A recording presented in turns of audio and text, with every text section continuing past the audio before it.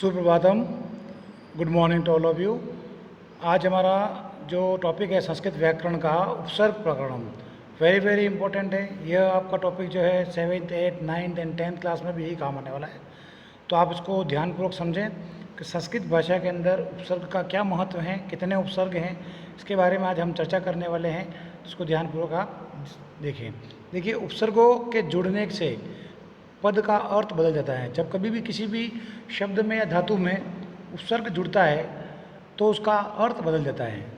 यथा यथा का मतलब होता है जैसे। हार शब्द का अर्थ जो होता है वो होता है माला।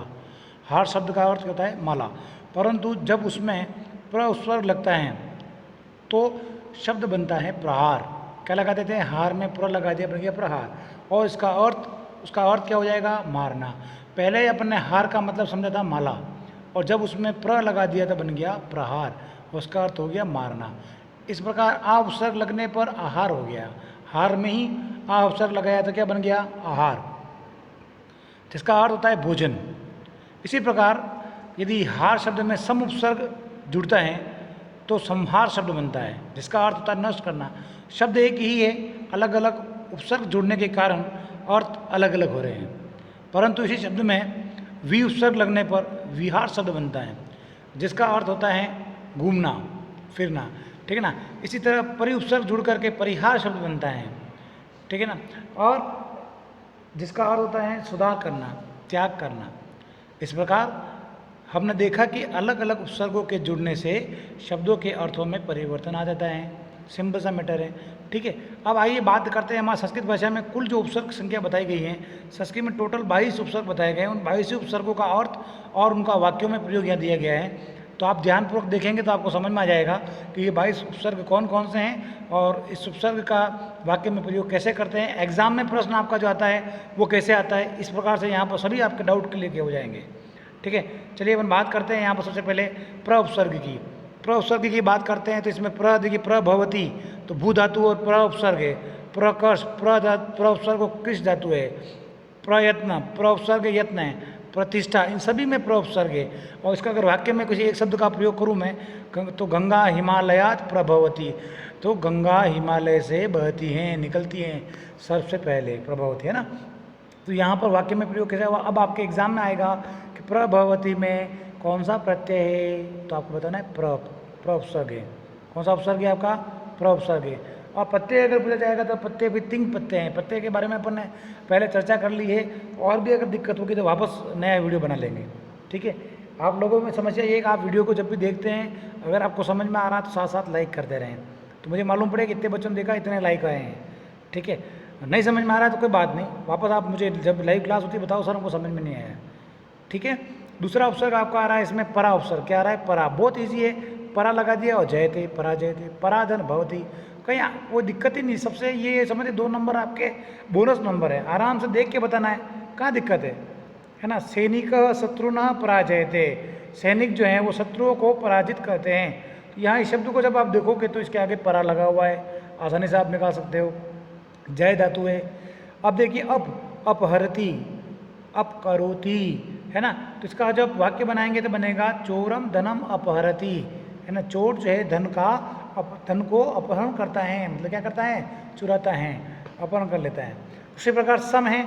अब देखिए सम जो म है इसका बिंदी बना दिया, संस्करोति, सम गच्छते, है ना। तो अब सम गच्छते बोलते हैं, संस्करोति कहते हैं। तो यहाँ पर सम उपसर्ग का अनुस्वार बदल गया है।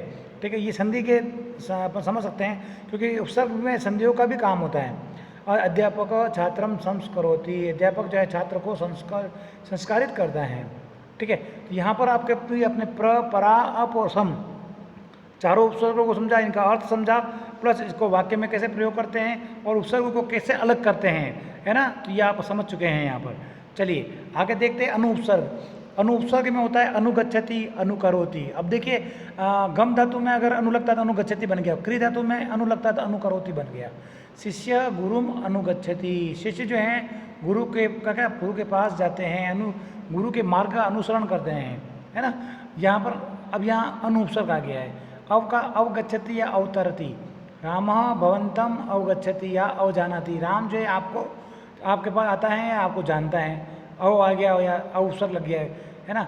निर में नीर र जो है आधा है तो ये ऊपर चला जाएगा, निर्गच्छति। और यहाँ पर र आधा है लेकिन यहाँ आकरोति हो गया तो ये जुड़ जाएगा तो आकार निराकरोति हो जाएगा। तो यहाँ ये आपका हो गया प्राचार्य कार्यालयात निर्गच्छति, प्राचार्य कार्यालय से निर्गच्छति चले गए हैं। निस आता है तो निस का मतलब होता है, अब यहाँ स का संधि का नियम चालू हो जाता है क्योंकि क आ रहा है तो यहाँ दंतव्य स दे रखा है, इसका क्या बनता है मूर्धन्य स बनेगा, निशा निरा निष्कारणम निस्सरती, सर्प बिलाद निस्सरती, सांप जो है बिल से निस्सरती बाहर निकलता है, निस्सरती। तो यहाँ निस उपसर्ग है, निकलने के उपयोग में गया। दुष् उपसर्ग आ गया, दुष्त्याज दुष्प्रयोजम, स्वभाव दुष्त्याज भवती, स्वभाव से ही दुष्ट हैं वो, है ना।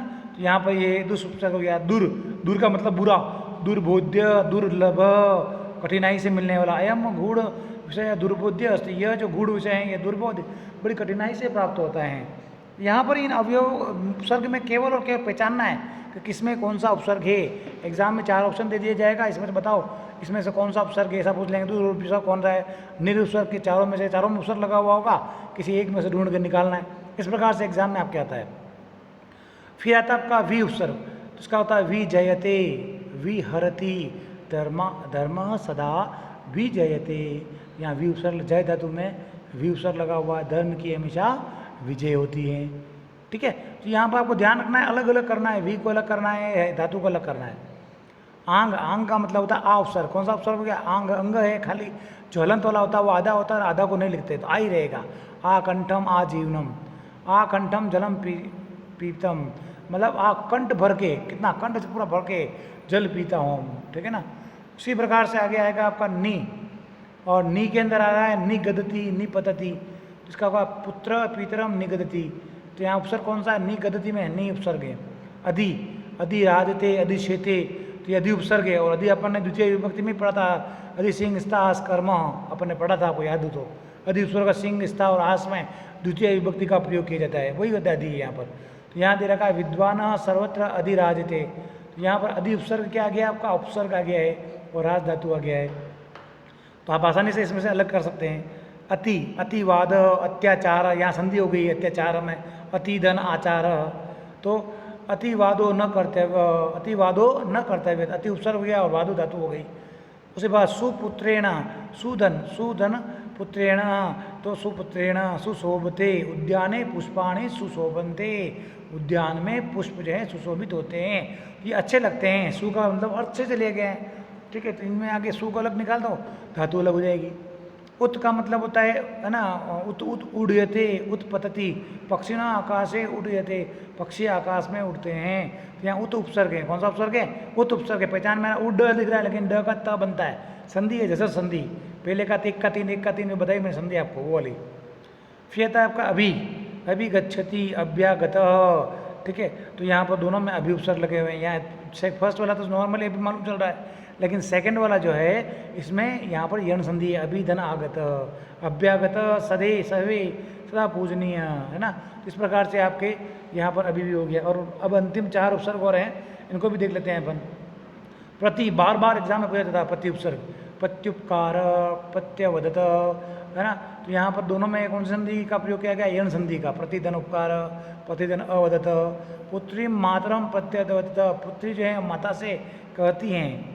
परि, परि का मतलब परित्यज्यामी या परिवर्तनम, अहम दुष्टम परित्यज्यामी, मैं दुष्ट को परित्याग कर रहा हूँ, तो परि आगे का अलग निकल जाएगा। उप, उप का मतलब उपगच्छति, उपहरति, आप देखिए अलग अलग अर्थ ही अलग हो गए।